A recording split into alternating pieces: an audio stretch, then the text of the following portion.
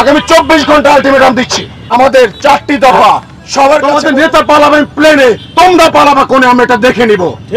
এখন সেই পুলিশ বাহিনী তারা এখন সবাই মিলে নতুন চক্রান্তে নেমেছে। তারা এখন নানা রকম দফা দাবি নিয়ে নেমেছে। তারা এখন ল অ্যান্ড অর্ডার ব্রেক করে তারা নেমেছে। বলছে তারা কর্মস্থলে ফিরবে না যতক্ষণ পর্যন্ত তাদের দাবি না মেনে নেওয়া হয়। তারা বলছে তাদের যারা শহীদ পুলিশের মধ্যে যারা শহীদ হয়েছে, আরে ভাই শহীদ তো তারা হয় যারা জালেমের বিরুদ্ধে লড়াই করে মারা যায়, অস্ত্রের মুখে বলে মারা যায়, তারা হয় শহীদ। তোরা কিসের শহীদ? এই প্রশ্ন আমরা সবাই মিলে করব। যারা জুলুম করেছে তারা শহীদ হয় না, তারা হচ্ছে জালেম। এবং যে পুলিশ সদস্যরা নির্বিচারে ছাত্রদেরকে খুন করেছে, এখন তারা ষড়যন্ত্রের ফাঁদ পেতে তারা বুঝে গেছে যে বাংলাদেশের জনগণ সেই সকল স্বৈরাচারের দোষরদেরকে কোনোভাবে ছাড় দেবে না। তখন তারা এখন আপনারা দেখেছেন সকল থানা থেকে পুলিশ চলে গেছে, পুলিশ লাইন থেকে পুলিশ চলে গেছে। তার একটা ব্ল্যাকমেইল যখন তাদের বিট্রেটা করা দরকার ছিল ফ্যাসিস্ট হাসিনার বিরুদ্ধে, তখন তারা সেটা না করে এখন বিট্রেটা করছে সাধারণ ছাত্র জনতার বিরুদ্ধে। এখন এটা বলতে পারি আমরা একটা ব্ল্যাকমেইল। সো এই ব্ল্যাকমেইল আপনাদেরকে মনে রাখতে হবে, এই ব্ল্যাকমেইলে বাংলাদেশের মানুষ কিন্তু ভয় পায় না। বাংলাদেশের ছাত্র জনতা এই ব্ল্যাকমেইল ভয় পায় না। সবাইকে মনে রাখতে হবে, আপনারা যদি এখন কর্মস্থলে না ফেরেন, যে 1.5 লক্ষ মানুষ এই যে হত্যাকাণ্ডের সঙ্গে যুক্ত ছিল, এই গণহত্যার সঙ্গে যুক্ত ছিল, যে 1.5 লক্ষ মানুষ এখন বিট্রে করছেন, মনে রাখবেন বাংলাদেশে এখন 26 লক্ষ বেকার রয়েছে। সবাইকে আমরা বলবো ওদের বাদ দিয়ে দিতে।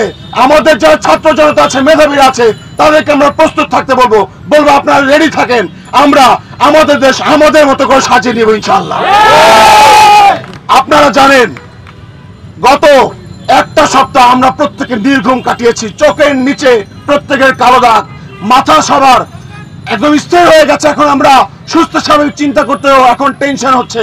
আপনারা জানেন রাতের বেলা তারা ভয় দেখাচ্ছে, রাস্তায় নেমে গুলি করছে।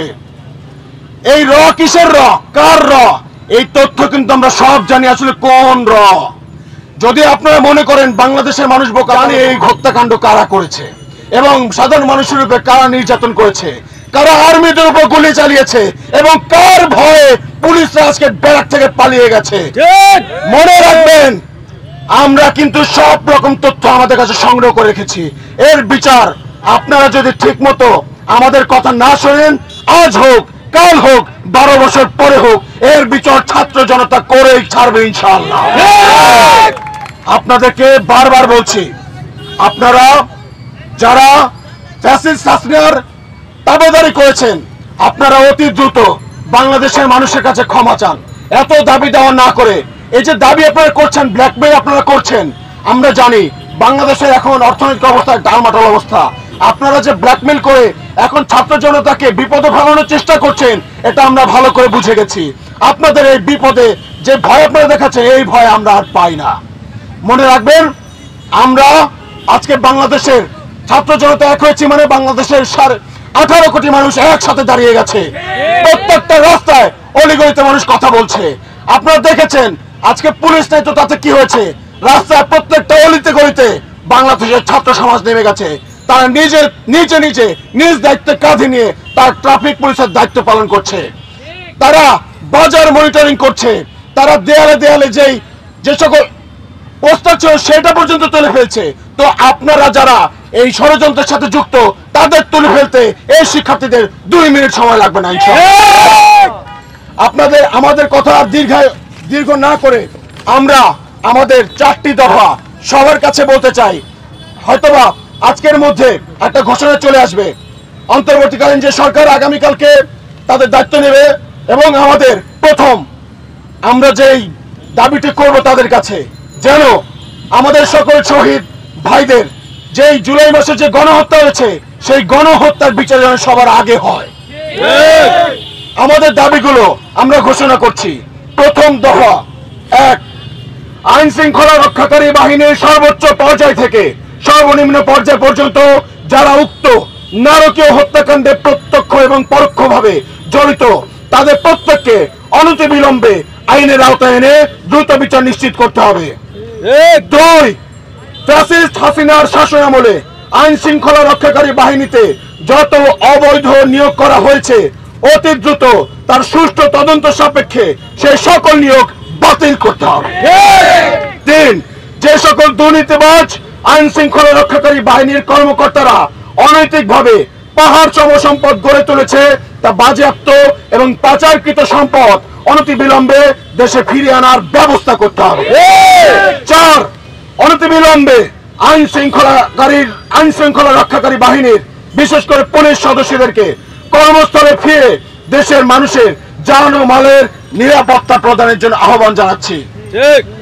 বাংলাদেশের পুলিশ আমরা বিশ্বাস করি, যারা আপনারা কনস্টেবল পর্যায়ে ছিলেন আমরা জানি যে আপনারা হুকুম পালন করেছেন শুধুমাত্র। তবে যে ছেলেটা রামপুরায় রেলিং এ ঝুলেছিল, প্রাণ বাঁচাতে ঝুলেছিল, তাকে যে আপনারা গুলি করলেন, আপনার মনে কি একটু মায়া জাগে নাই?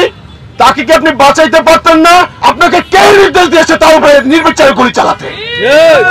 এই সব রকম প্রশ্ন আমরা তুলব। এরপর আপনাদের প্রত্যেককে আমরা আইনের আওতায় নিয়ে আসবো। এছাড়াও বলতে চাই, যারা এখানে আছেন, আমরা সাধারণ জনতা আমরা কেউ আইন ভঙ্গ করব না। এখন দেশটা আমাদের সবার, আমাদের সিদ্ধান্তই চূড়ান্ত সিদ্ধান্ত বলে গণ্য হবে ইনশাআল্লাহ। আপনারা যারা আছেন, আপনারা হয়তো কম বেশি সবাই জানেন, পুলিশের কাছে, পুলিশের হেফাজতে গত 6 মাসে 72 জনের মৃত্যু হয়েছে। এরকম গত 13 বছর 2013 সালেও যদি পুলিশের হেফাজতে মৃত্যু হয়, পুলিশের হেফাজতে নির্যাতন আইন পাশ করেছে, কিন্তু আমরা এতগুলো বছরে সে আইন কিন্তু কোনোভাবে বাস্তবায়ন হতে দেখি নাই। এখন যেন সেটা নিশ্চিত করা হয়, আমরা সেটা দেখতে চাই। এছাড়াও বলতে চাই, পুলিশের স্বচ্ছতা, জবাবদিহিতা নিশ্চিত করতে হবে। কোনোভাবে ল অ্যান্ড অর্ডার যদি ব্রেক করে তাকেও শাস্তির আওতায় নিয়ে আসতে হবে। এবং যদি কেউ কোনোভাবে কোনো রকম পুলিশ সদস্য তারা যদি আবার ফিরে আসে, দেশের শান্তি রক্ষায় তারা কাজ করতে চায়, তারা যদি কোনোভাবে ঘুষ, খুন, অন্যায়ের সাথে যুক্ত হয়, লিপ্ত হয়, বাংলাদেশের মানুষ তখন সবাই মিলে তাদেরকে সমুচিত জবাব দেবে আইনের মাধ্যমে ইনশাআল্লাহ। আমি আগামী 24 ঘন্টা আলটিমেটাম দিচ্ছি, যদি আগামীকালকে অন্তর্বর্তীকালীন সরকার ক্ষমতায় এসে প্রথম যদি গণহত্যা বিচার যদি তারা না করে, আগামী রবিবার থেকে শহীদ পরিবার যারা ছিলেন, শহীদ আবু সাইদ, মুগ্ধ, শ্রাবণ সহ সকল শহীদ পরিবারের শিক্ষার্থী ছিল, তাদের বাবা মা, অভিভাবক, আত্মীয় স্বজন, বাংলাদেশের সর্বস্তরের নাগরিকদের নিয়ে আমরা আমাদের সর্বোচ্চ আন্দোলন এবং প্রতিরোধ গড়ে তুলব ইনশাআল্লাহ। আমি আমার বক্তব্য দীর্ঘ না করে এটুকু বলতে চাচ্ছি, বাংলাদেশ আমাদের, এটা রক্ষা করার দায়িত্ব আমাদের, এটা সুন্দর করে সাজানোর দায়িত্ব আমাদের।